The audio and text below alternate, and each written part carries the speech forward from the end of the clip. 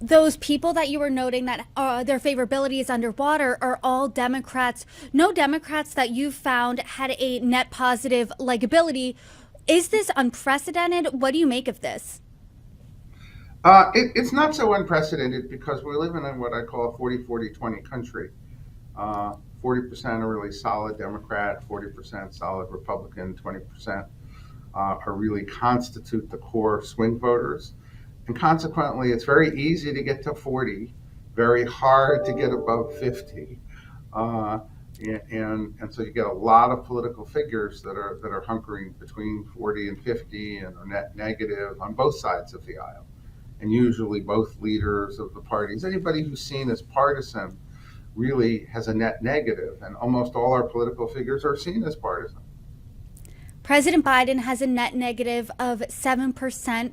Is this common for an incumbent president at this time of their term, especially when they're facing reelection? Well, it's not what you'd want to see.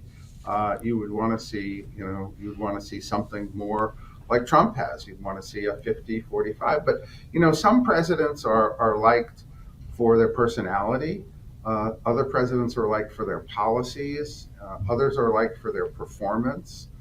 So sometimes it's not unusual. When I used to work with President Clinton, his personal favorable was always lower than his job rating, right? And his job rating always used to be higher because they said, well, I'm not so sure I like the guy, although some people really loved Clinton, others, particularly on the R side, didn't.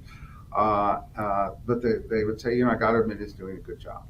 We're not quite seeing this here. I mean, we're seeing that the president, even after the State of the Union, has relatively tough reelection ratings, but those reelection ratings are not, they're not so dire. They couldn't get reelected. He certainly can win, in this range. 45% job approval is kind of the minimum you need to win, and he's hanging in there with that.